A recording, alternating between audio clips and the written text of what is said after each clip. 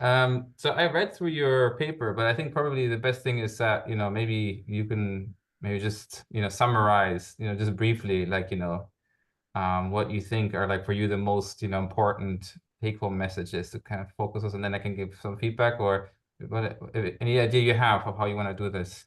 Sure. Sure. Yeah. This is the polycomputing paper, right? Yeah, that's right. Okay. Yeah. Josh, you want to go first? Why don't you say what you think it is? Yeah, so I guess yeah, if you're just a little bit of the backstory. So my then PhD student Atusa Parsa, who is now starting as a postdoc in Mike's group, was interested in, computing in different kinds of substrates, physical computing, and sort of stumbled into this observation that you can design a physical material, inorganic material, that if you vibrate it in the right way, you can read out two different results, two different computations at the same place at the same time. You can zoom in on an individual particle in that material, take the fast Fourier transform of it, look at the power of vibrations at different frequencies, and at this frequency you can see the result of an and at that frequency you can see the result of an or, which we were super excited about and we published. It was interesting from a physical computing point of view, and this was 5 years ago now. But the implications of that, for me at least, are growing by the day.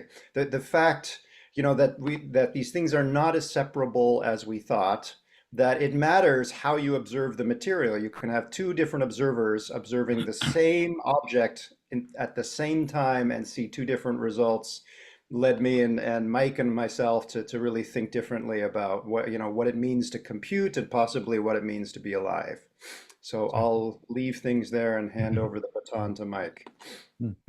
Yeah, and what I'm interested in is the kind of broader implications of this. First of all, like there's some fundamental philosophical implications here, because we spend a lot of time in biology and other places arguing about what something really is, and this gets to a very concrete example, because if somebody produces let's say an algorithm or a machine, and they say, okay, I know what this does because I'm the one who designed it, I know exactly what it does.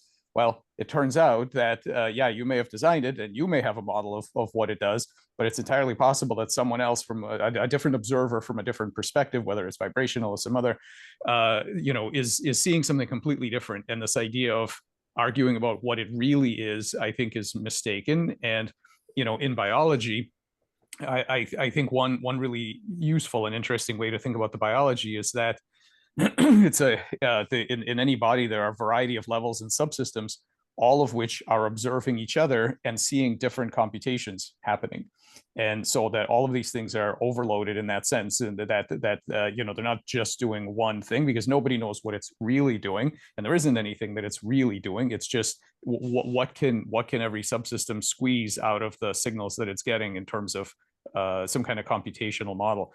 And that has some interesting implications, for example, for evolution, because one of the issues, so let's say you've got this highly evolved system that has high fitness because it's doing all these intricate things. If you want to make the next advance, the next improvement is really hard, because once you start messing with things, yeah, you might get an improvement in some aspect, but it's going to screw up a lot of the stuff you've been doing before. So making changes later is really hard.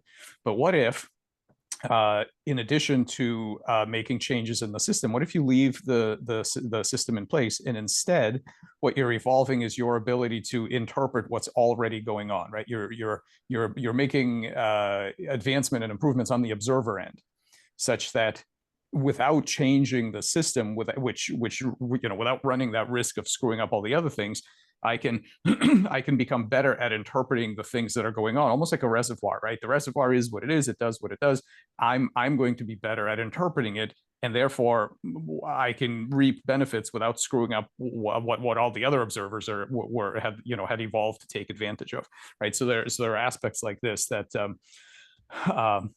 so just in general, I think it's really interesting as a way to emphasize the primacy of the observer, and it makes, Atus's and Josh's kind of practical implementation of this puts a lot of teeth into like a more general philosophical thing about having that everything is observer relative. There's a point of view, right, and that you have to specify things from a point of view. So now we see like this is a really minimal model where that's already true. You don't need to be a cell or anything else. It's like this already at the beginning, you can already see this. So I think this is incredibly powerful, this idea that you can squeeze and the other thing is computational density, right? If the exact same physical process can be seen as multiple computations, then how much compute do you get in a square, in a cubic millimeter of space-time? Because if the observers can see multiple different things, it seems to me you could pack in a lot more than you would conventionally think if you're willing to do more work on the observer end, of course.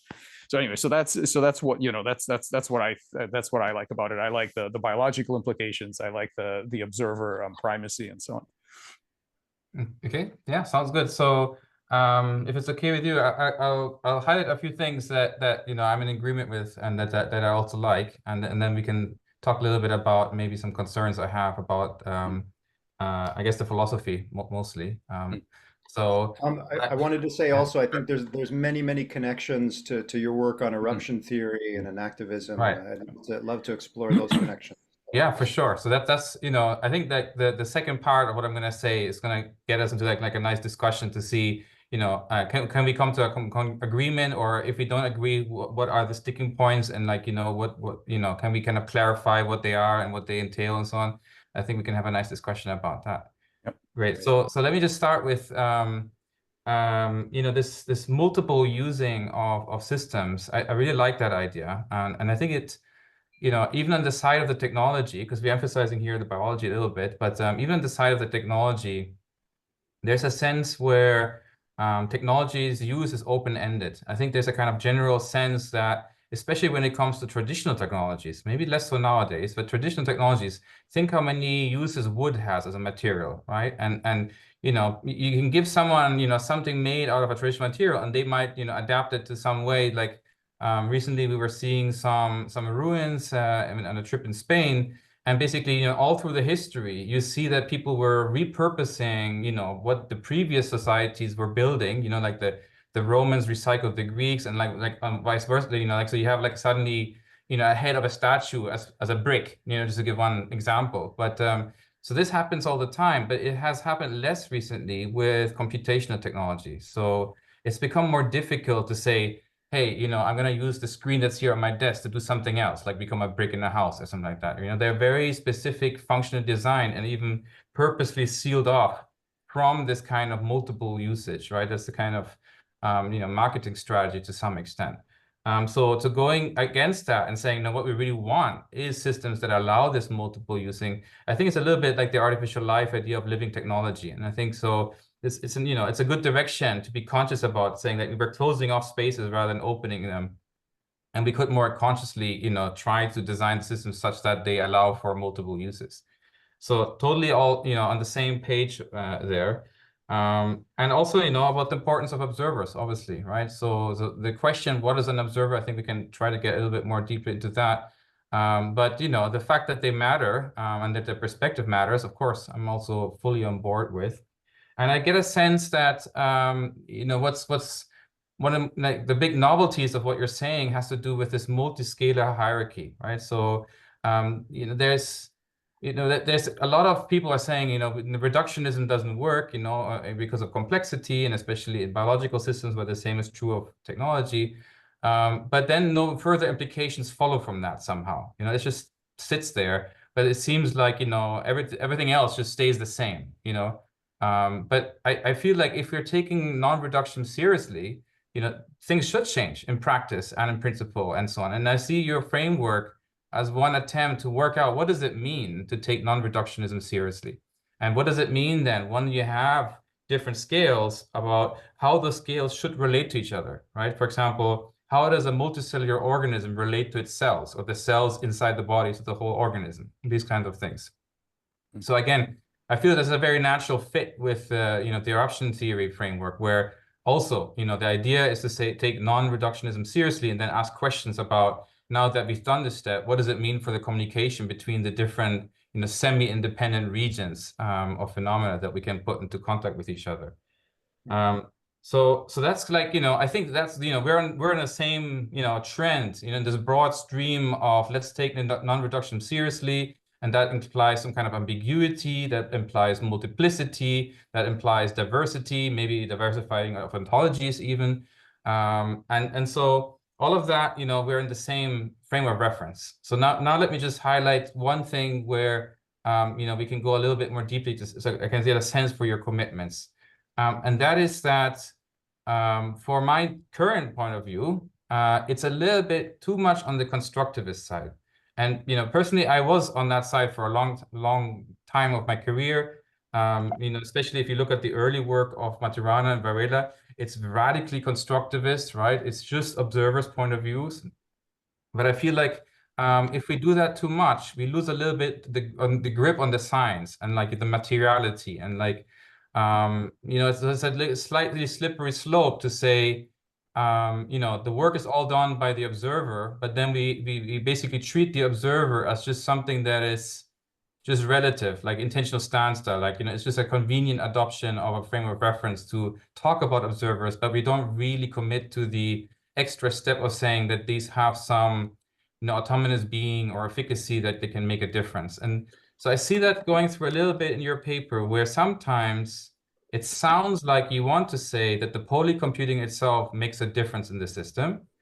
And then other times it sounds a little bit like you're saying, no, actually, the system that is polycomputing is not really called it polycomputing. It's just the external observers that can see it as polycomputing. And that's where all the work is happening. And so I feel like, one discussion that we could have maybe just to get the ball rolling is, how do you feel about this? Where is this polycomputing happening? Is it in the system or is it in the perspective of the observer? Yeah, great question. Josh, do you want to go first? Or you go ahead, Mike. Okay. I think that's a really important point, and I think that, and maybe what you're pointing out is that we need to write something specific on this, or actually, I'm not even sure that Josh will agree with this part, but I guess we'll find out. I think I think the observer. First of all, I think that it is absolutely. The polycomputing is as real as it gets. I don't think it's an as if kind of thing. But I also don't think, I think that distinction is a little bit unhelpful. In other words, I come from more of an idealist position where I think what there are in the world is perspectives. And the fact that an observer sees something doesn't mean, it's just as if and it's not really real. I think that's as real as it gets. I think that is absolutely real. And I think that what we're seeing here is the efficacy of, if there is an observer, and I think this is where it comes to science and not philosophy, if you can meaningfully find, study, manipulate, take advantage of, and so on, an observer that sees something, then that's real. By seeing something and by making use of it, you are making it real, and that's what it means to be real. And I think this is the difference between something else you asked earlier, is like, what's, can we dig into what an observer is? So to me, an observer is observers begin with a closed loop process, and the idea of the point of an observer is that you care about what you're observing. So photographic film is an open loop system, right? The light hits it, something happens, like that's it. It makes no difference to the film what it actually observes. But any kind of a system that takes in the information and then process it in some way that makes a difference to it, it will do different things. It has, set points that it tries to maintain, right? If it's got some kind of a closed loop, homeostatic thing, it has preferences of valence and whatnot. Now you've got an observer, and having observers is what reifies all of this stuff. So, when we say it's an observer seeing something, at least for me, that doesn't mean it's not really real. It's just a convenient way of speaking. Well, for me, it's if there is a useful observer that you can find in the system that's taking advantage of it, that's as real as it gets. Like that is absolutely real, and functional and causal and all of those good things we want to study in science. Josh, you want to add, or should I? Yeah, I would agree with you, Tom, that you can see this throughout Western philosophy, right? The observer is a good scapegoat. It's an easy way, it's an easy out often for these problematic, questions about the nature of mind and physicality. The very word observer in English, right? The ob means toward. There's some deep assumptions in the very use of that word and the way we think about an observer, that it is an observation, and we talk about an observer seeing because we're humans and we tend to rely on our visual sense, that it implies it's from a distance, right? There's some separation between the observer and whatever it is that the observer is observing. One of the things that polycomputing and your work on eruption theory and activism and a lot of stuff that's happening in robotics is leading me to think, these things that we treat as separate are possibly not as separate as we think. What would it mean for the observer and the observed to be conflated? And I think some of the work that you've done on value and eruption theory is helping with that. And I think I agree with you. It is very easy to put the interesting stuff onto the observer, assuming that the observer is separate in space, in time, and physical modality. But is that really true? Yeah, so I think I hear both of what you're saying, is that, for you, the notion of the observer is actually quite a strong one, right? So it's not the kind of constructivist observer that someone sits out of the picture that is constructing, right? And of course, I agree with that. And like you said, eruption theory, to some extent, is trying to take observers seriously in the most serious way that we can take them, and then work out the implication of what that means in terms of efficacy, which is also a word that you use, Mike, which is, I'm all about trying to work out, how do we quantify efficacy of agents and observers, right? So maybe then it's just something that comes out a little bit of the paper, but like all the work is done on the observer's end is one of the things that you say in the paper. It's just that, maybe then that gives the suggestion that the system that's being read in multiple ways, right? Like, the ambiguous figure and so on, that there is a kind of separation that, there's this figure, it has, dots, colored dots in it, and then depending on the observer, you see either a duck or a rabbit, right? This kind of example. And I'm just wondering whether that does justice to the kind of framework that you're proposing. It feels like you're after something stronger than that. Yeah, I think to piggyback on what Josh was saying, two things. One is that I think it's really important to say that observers don't just observe stuff around them. One of the most important things they do is they observe themselves. And so this puts them right together. That you don't need, if you as a system have the right causal architecture, you don't need someone else to observe you for you to be real. You can observe yourself. That close, that strange loop thing, right? That Hofstadter, worked on so well. For sure. Is I think locks in, right? It's a kind of it locks it in place so that there may be other observers that are observing you too, but you don't actually need them if you can observe yourself. And I think this is also very important in biology as well, is that you're constantly making models of yourself as well as the outside world and trying to figure out what am I, where are my borders, what am I observe, what do I get to observe, and what do I cause, what are caused outside of me, and so on. And so I think, it's not about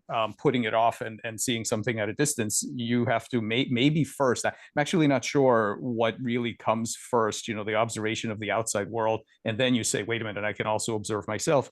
Or conversely, first you're taking measurements of yourself, and then later you realize that there's a world out there. I don't know, but I think it's really critical to close that loop and to be the observer of yourself. And I'm not talking about humans, right? I'm talking about all the way back to before bacteria, origin of life, the origin of life stuff. Yeah, and and then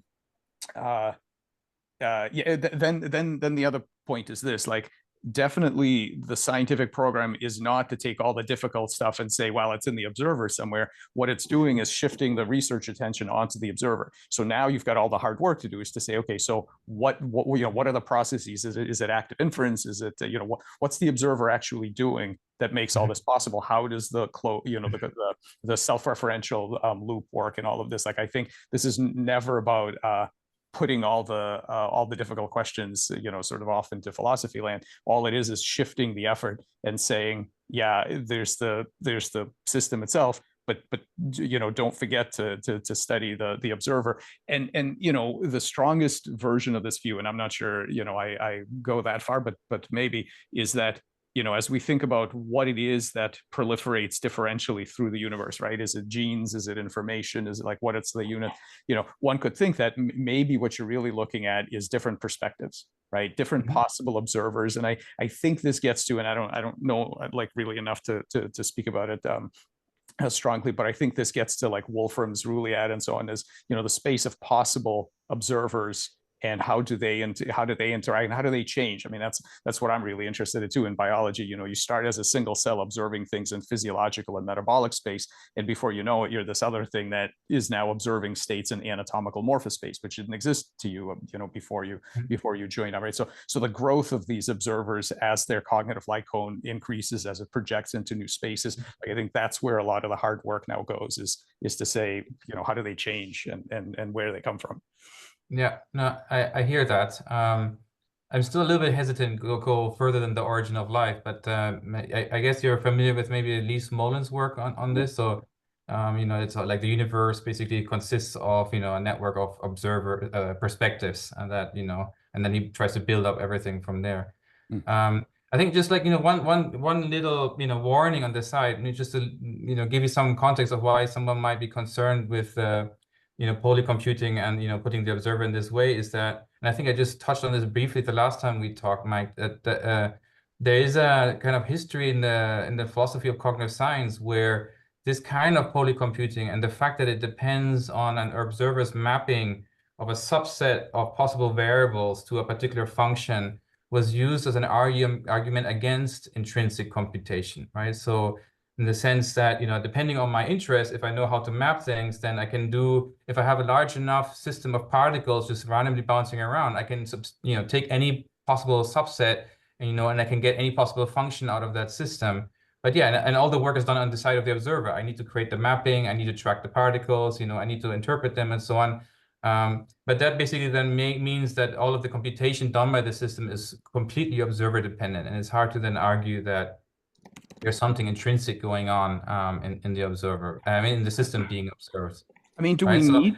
I know that you're not trying to say that, but I'm saying there is a kind of debate about this. And so if you want to have a stronger notion, it's good to be aware that this is where you don't want to go, basically.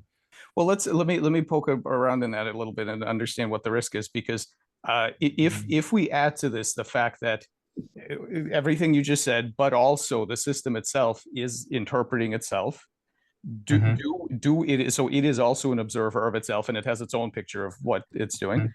Do we need to say that there is some kind of privileged? I mean, you could say that the system's own view is in some sense intrinsic. I mean, that's fine.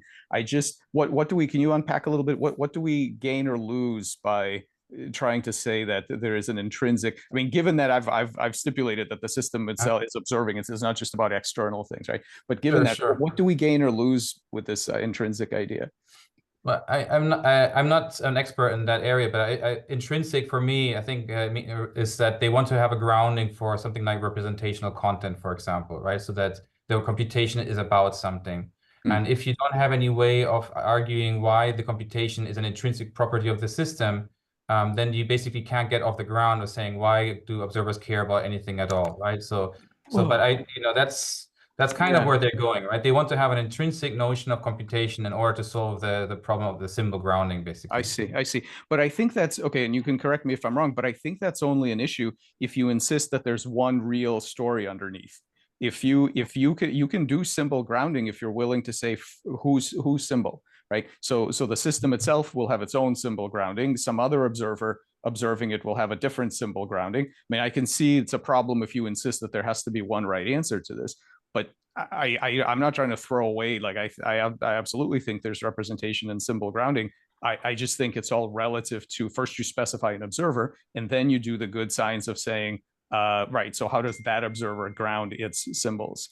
And I do think it's an interesting question of whether the system's own grounding is in some way privileged over others, but I'm not even sure, because I could imagine that if you're a relatively primitive system, an external observer who's way smarter may actually have quote unquote better, I'm not sure what that is yet, but a quote unquote better understanding of what you're actually doing than you yourself, right? Your own self model may be, you know, kind of not as rich and not as useful as some other really smarter system that's looking, oh, you're actually doing all this cool stuff, you don't even know it. So I'm not even sure that we need to say that the system's own perspective is somehow privileged, but yeah, I don't want to give up grounding. I just think it's relative. So let me put it this way, right? More in my own terms. And it goes back to Josh's comment about value. Okay. So, and about, let's say you mentioned caring about something, right? So let's say there's an organism and, you know, one observer says, I can see it caring about this thing, A, and another observer says, no, I can see it caring about this other thing, B. Yep. And then the question is there a fact of the matter, whether it either cares about A or B, or is there actually no fact of the matter, and it just depends on your point of view? I think then the question would be, from kind of eruption theory point of view, does any of this caring or the values that they're striving for make kind of like quantifiable differences in the system, right? Mm-hmm. And I would argue that, you know, we should find some trace of this making a difference for the value in the system. And if it's only external, I mean, the nice thing about that is that you don't need to care about efficacy, right? You know, the system itself just is what it is, and anybody can read into it what they want. But then basically we don't have the efficacy part in the system, right? Yep. Things get more complicated when it's self-referential, of course, and you know you're observing yourself. But now we're talking about, you know, observing another system. Oh, great. Okay, I like it. So I want to 100% stick with efficacy, and so I think what I would say is, if your perspective on what it cares about does not give you added efficacy, then you're just wrong, right? Because my view isn't that every hypothesis is as good as any other hypothesis, right? If you as an observer have made a hypothesis about what the system cares about, and if you haven't squeezed efficacy out of this, then you're just then you're wrong, all right? Or to the extent, I don't want to make it binary, to the extent that your perspective has given you extra efficacy in the world, that's the extent to which you are right. So the system itself, and maybe we could work out some way in which the system's own view is in fact privileged because it gives it extra efficacy over itself. Like maybe we could do that. I'm thinking that we should try that. But overall, I would say it absolutely has to have efficacy, because and to the extent that use a concrete example, Mike. Like, I like this. So one example that comes from the book Evolving in Activism by Hutto and Meehan is that they look at place cells and grid cells and things like that, which are, you know, taken by neuroscience as classic examples of parts of our body with representational content, which basically means, you know, if this neuron fires, it means that you're in this place of the maze or something like that. And, you know, and from an external point of view, maybe, you know, it can help us if we know this mapping, such that then we have efficacy over predicting what the mouse is going to do or something like that.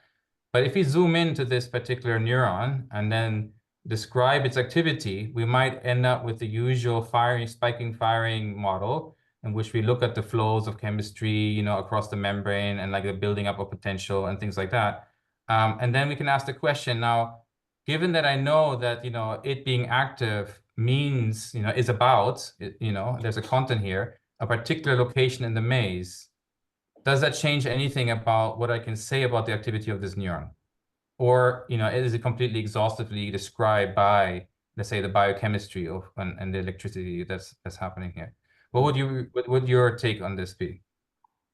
Yeah, I would say that in that case, if the external observer is better able to, I mean, it almost sounds to me like psychoanalysis or something, where the patient says, well, I know why I do it. This is why I do it. And the psychoanalyst says that's not why you do it.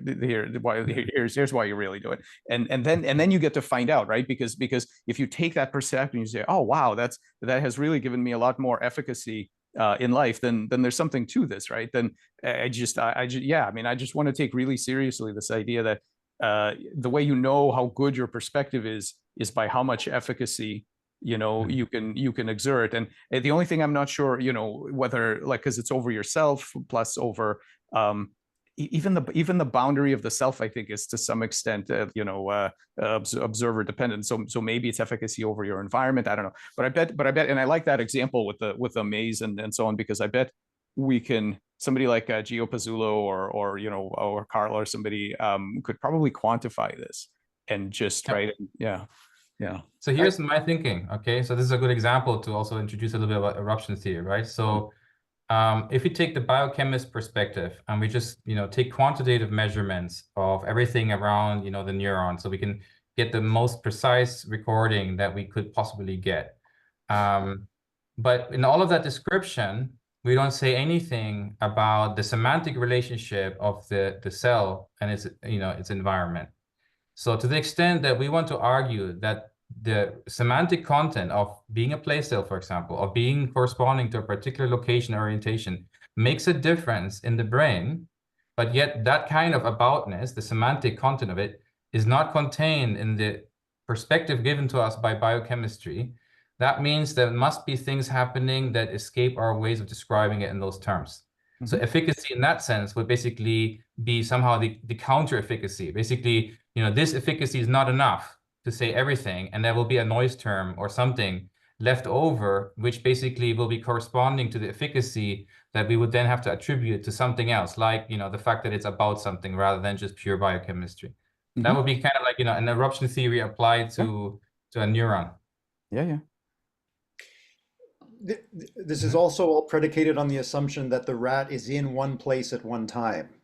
So if we make, the xenobot equivalent out of rat, where you've got some semi-independent millimeter-sized, bits of rat material, rat organoids swimming around, what does it mean to be in this place? I think, again, it's comfortable for us to look at wild-type organisms and privilege the organism level and say, the rat, we're choosing to look at the whole rat rather than a part of the rat, is in one place at one time, but that's not necessarily always true. What about the mother rat that's running around in a maze with her children running around and she can see some of her offspring at different places in the maze? Presumably she cares about where they are in the maze and she's thinking about them in different parts of the maze and thus the mirror neurons. So again, it's very easy to problematize, the observer and the observed. So I think a lot of this, there's a Cartesian inheritance here about this omniscient and omnipotent observer. I'm here, I'm in this place, I'm observing, I'm representing. But, some of the work I've done with Mike and other things that are happening in robotics, that's not necessarily true. The observer is not omniscient, omnipotent. It's not separate and above and privileged. It is literally within the observations themselves. Yeah, And that's part of. Yeah, you're totally right, Josh. So I should say that this example is a very classic representation example, which I didn't, Right. you have to be careful. So thank you for thank you for reacting again. So like, yeah, the correspondence here is established by an external observer who is a well-informed scientist who has access to the environment and everything that's happening in the brain. So, we should be careful not to attribute all of the scientist knowledge to the neuron, right? So you're totally right. So we have to be careful. But just assuming that the neuron is about something is already enough to kind of like get the example working. Yeah. Which I have no problem with. I think cells do have representations of, but as Josh said, it doesn't have it can be in weird spaces that are hard for us to recognize, right? So here's an example that Chris Fields put me onto a while ago. So you got a bacterium, and the bacterium is what it wants to do is maximize nutrition, and so it's moving up some sugar gradient or something. So it's got effectors in 3D space. But actually, one other thing it can do at any given point is to turn on some other gene that's an enzyme to metabolize a completely different sugar and raise things that way. And so there's now we as scientists actually call those different spaces. So you've got transcriptional space, and that's the space of your gene expression, and now you got three-dimensional space, and so it's solving problems in both, in fact, also in physiological space and metabolic space that's hard for us to see. So it's doing all these things. What does from the perspective of what's the inner model of the bacterium? Does it split those spaces? Or the way that we do, or not, right? Or to it turning on a gene and moving, to twiddling the propeller so that you move in a particular direction. Are those actually different actions? I'm not sure at all, because the cell actually has way more dimensions in transcriptional space than it has in physical space. You might imagine that it's actually most of its processing time is occupied moving around in transcriptional space.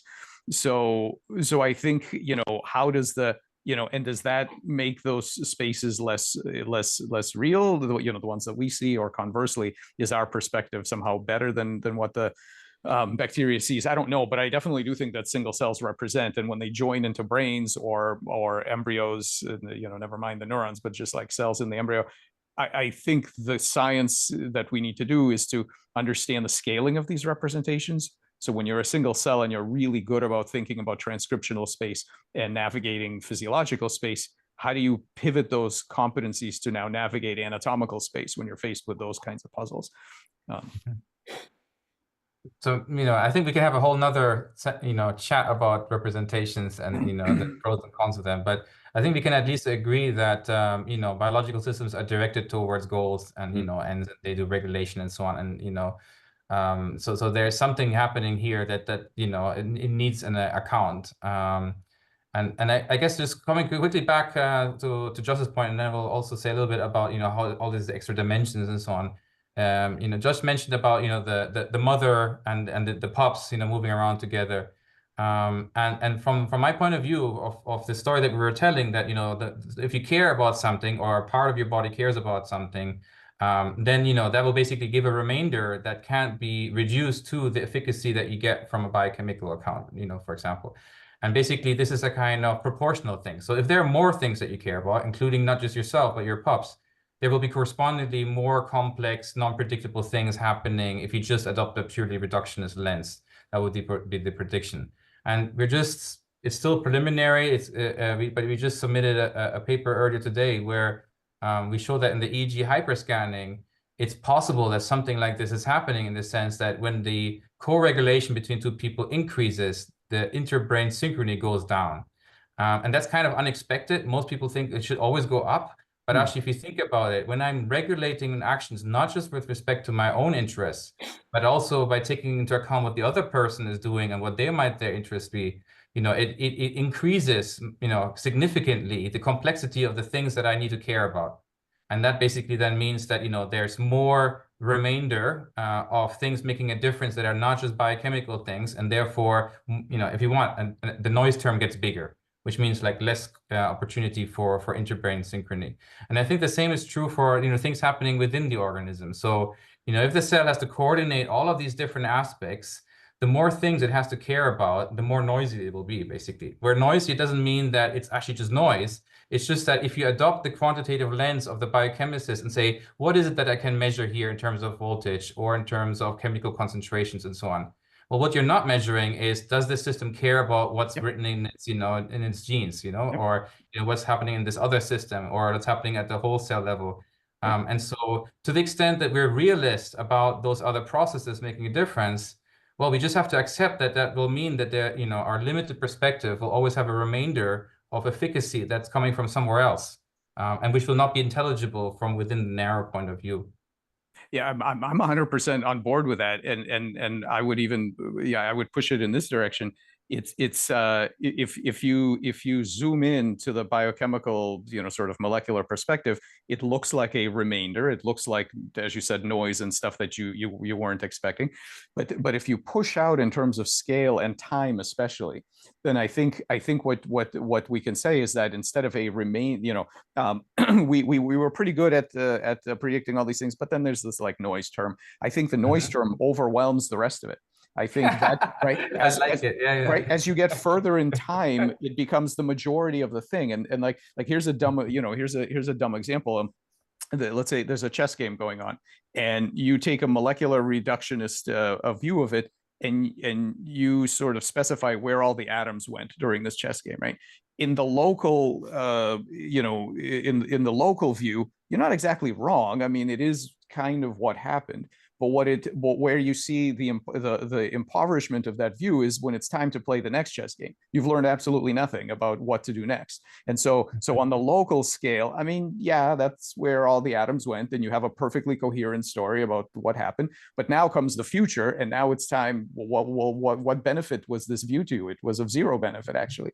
And so I think that what will happen is that if you take this molecular view, you have a short-term gain. And in fact, looking backwards, I mean, this happens all the time, right? We show some kind of crazy like biological effect, and then after the fact, somebody comes up with a molecular explanation that says, well, yeah, this is, this is consistent. It's chemistry doing what chemistry does. Well, of course it is. It's not going to be, fairies. It's going to be chemistry. But the problem with doing it that way is that it didn't help you get to the next thing. And that's what that looks like in science. But in the life of the organism, which I forget who was a Kierkegaard or somebody said, you live your life forward, right? That's the problem, is when you take these very molecular views, you're okay like immediately. It's a fine story right now, but it's not a useful story later on. And I think that's where, like, I'm 100% in agreement with you about the molecular story not being the whole story. And I think the influence of the other stuff, and I think we should have the whole other conversation about what this other stuff is, it grows and grows, right? The more you're oriented as an active agent towards the future, the more that's the most important stuff to know what you're going to do, what anybody else is going to do. And the zoomed in molecular stuff becomes this, that it becomes the smaller part. Okay, so here I'm gonna stick out my neck here, and this is being recorded and everything, so to be careful. But I would say that we should be cautious to give too much credit to, physics being able to explain everything, including chess games and things like that. There's always a tendency to try to generalize what has worked somewhere to everywhere. And in this case, what we found out in our, large particle colliders, we assume applies everywhere.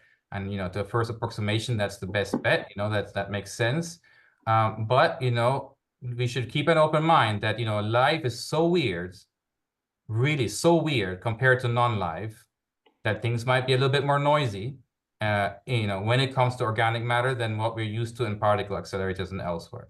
I'm just saying, could it be the case that, living behavior is another kind of unexplained acceleration, as we find in other scales of the universe, but now at the mesoscale? Just putting it out there. I know it's super controversial, but yes, Josh, you were going to say something. I just want to, with respect, push back a little bit against the two of you.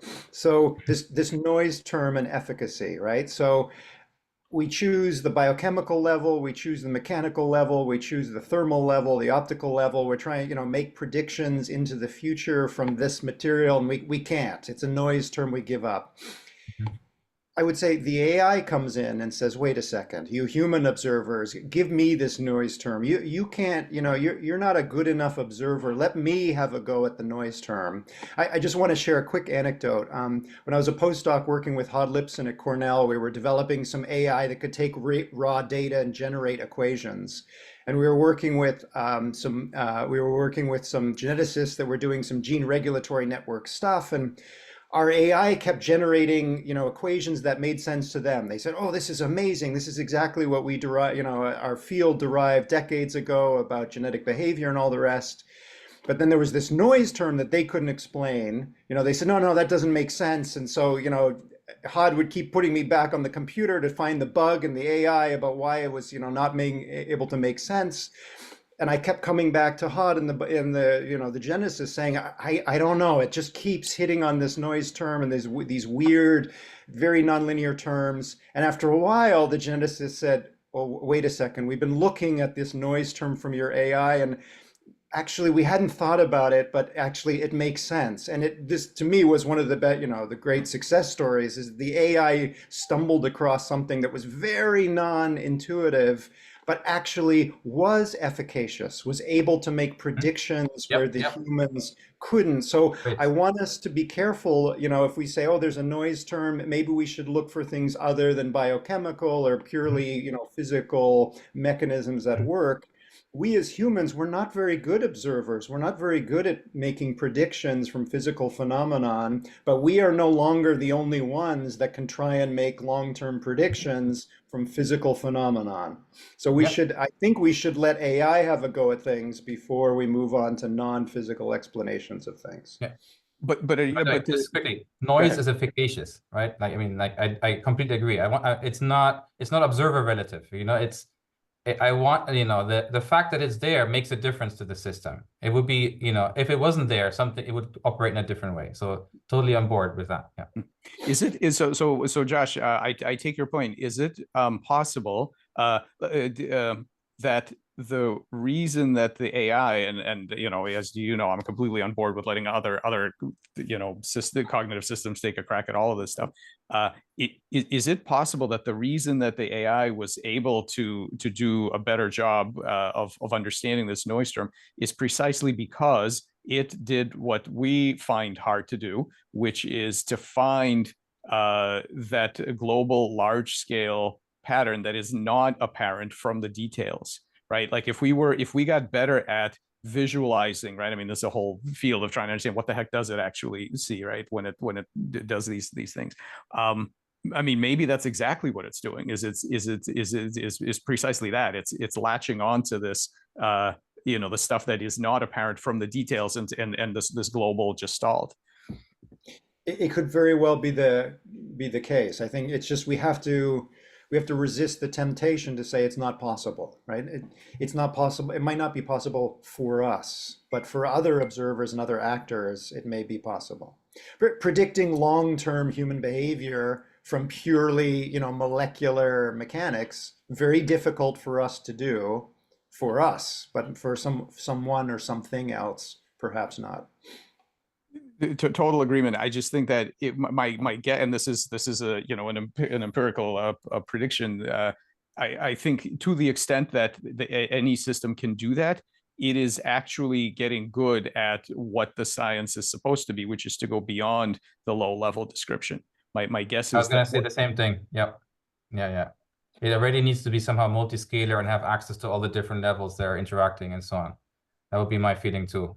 Yeah, it's kind of like what psychology does, right? I mean, psychology asks you, what are you interested in? It doesn't look into your brain, right? So I would say I would add a question mark. I would turn that into a hypothesis. Is that true? You know, does it need to go beyond, you know, or can it just do it directly from very low level, you know, local in space and time building blocks and jump directly to higher level predictions, long-term predictions?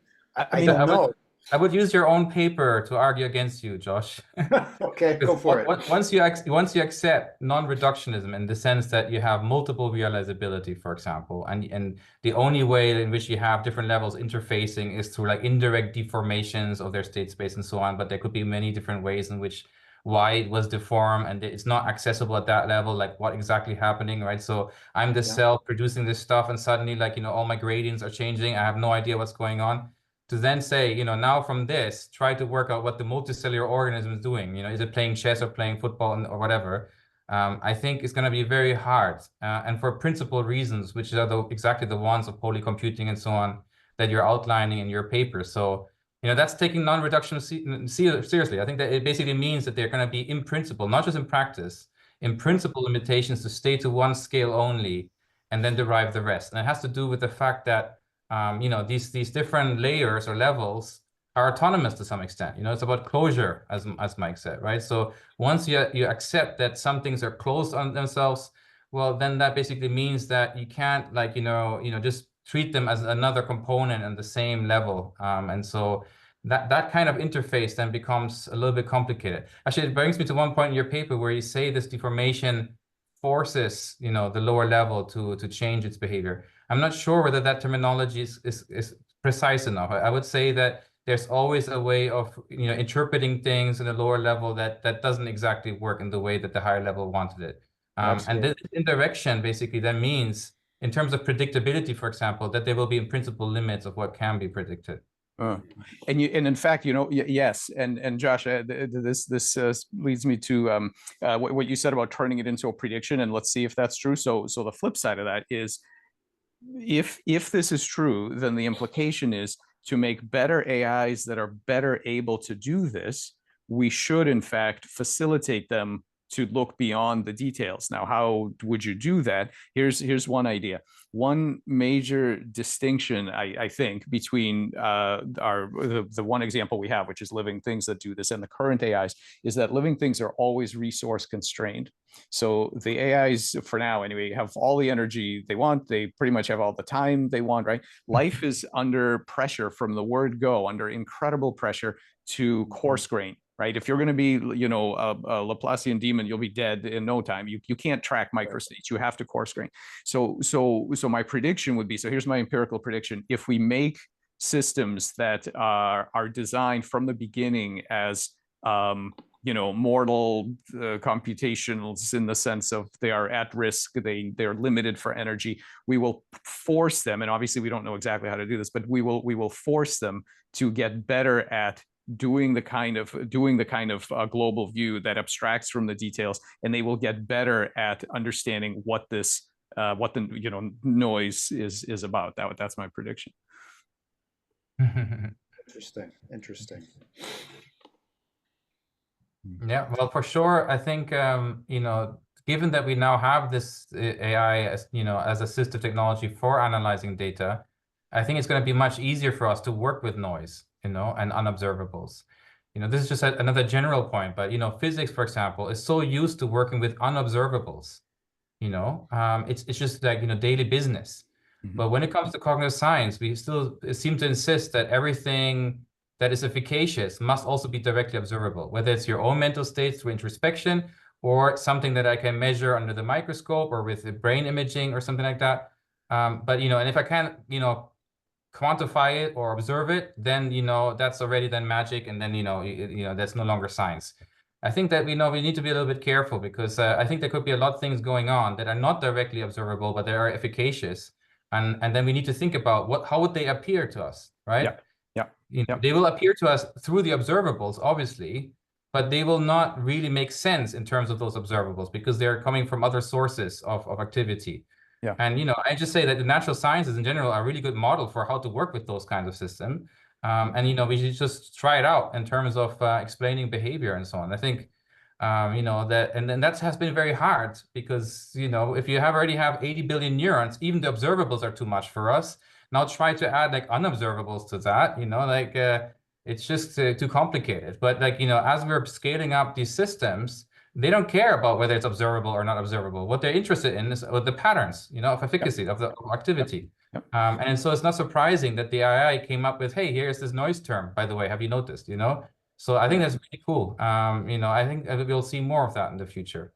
And so this is exactly, so my kind of crazy view on all this is that aspect of this, like, unobservable efficacy that is comes into the system, I think comes very early on. I don't think you need cells or neurons. I think it is extremely prevalent in the universe, and this is why that paper that's going to be out in adaptive behavior shortly is like, we took this sorting algorithms, freaking bubble sort already has, if you look at it the right way, you're like, whoa, it's doing things that that the algorithm did not specifically specify, right? Recognizing its neighbors and delayed gratification and all this kind of stuff. Like, I think the noise thing is incredibly important, but I think it shows up really early, in the grand scheme of things, and we should be open to it in all sorts of unconventional places. And maybe the AI can help us find it. Now listening to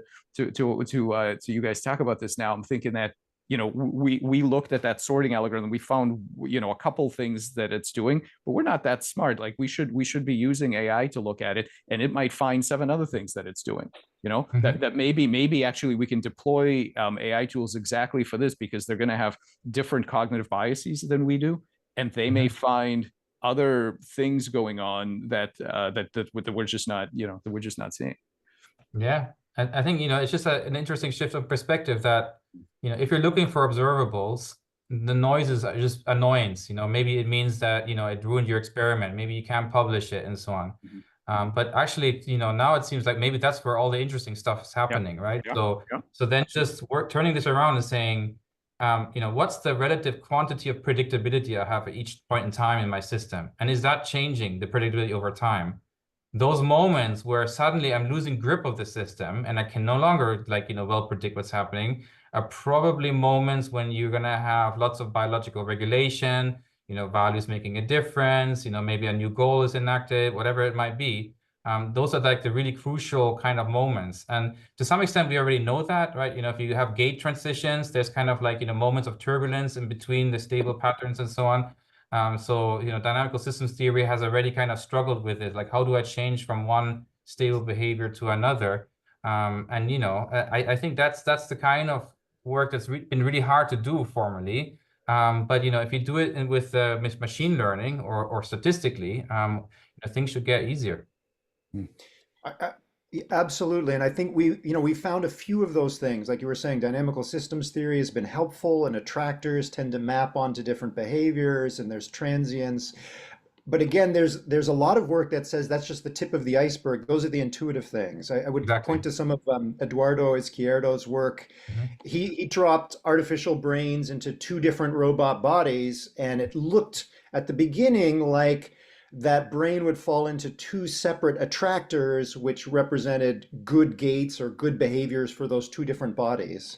But Mhm. Eduardo went deeper and showed that actually there were two different transients inside those two different bodies. It wasn't as simple as what we might have assumed or wanted, which is different bodies force different brains into different attractors, and those are different behaviors. Mhm. Simple. Mhm. What Mhm. I took away from Eduardo's paper about that is whatever it is, it's much more complicated than we think. And I've read that paper many, many times.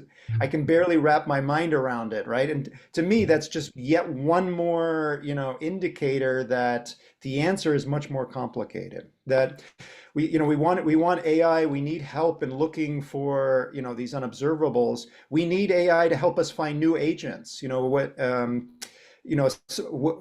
are the subjects in there? What are the things that the passive things that are having things happen to them? Tom, Mhm. in your paper, Irruption paper, you talk about happenings and actions, right? So what Mhm. are the Right. passive things to which Mhm. things are happening to? Right. And Right. where are the agents, the things that are acting and causing things to happen? I think we've just scratched the surface on trying to pull those passive and active components out of living systems. Perfect. Yeah, it's a nice example of polycomputing, actually. Like, the fact that you can have the same brain in different bodies and then it will operate differently. And it's nice that you're saying it's not forcing it, right? There is this ambiguity, and so it becomes like more like a transient that it's a back and forth between, the brain and the rest of the body. And I think that's just the signature of, kind of multi-scale hierarchy. That's that, as I think Mike said in the beginning, that's the only way you can get it working, under precarious conditions. You need to have this flexibility. And so, that's, but like, from our from our limited point of view, it's hard to do science with that. And unless we really embrace it and say, well, that is the core phenomenon that we want to study. That is what it means to be alive and to be minded, and then it means like, no, it's not the attractor that's the interesting part. That's almost like, like just being dead, that's the attractor. What's the really interesting stuff is that, there's this transit that we can't predict ahead of what's going to happen next. And I think, and to some extent, that's why, I feel like dynamical systems theory has slowly maybe, lost some of its popularity compared to where it was, let's say, in the 90s or early 2000s. And it has to do with the fact that, that some of this complexity is just much more rich than what we can capture there easily. So, if we are really talking about noise and stochasticity and things like that, then having an information theoretic approach sometimes is more appropriate. Or like, a lot of us in the field of artificial life have been doing, including the two of you, is that, we just start working with wet A life, and we start, messing around with real systems and getting a feel for those. Because as Mike said, like, this goes all the way down, right? So there's already a lot of, efficacy that we don't fully understand, at all scales of the world.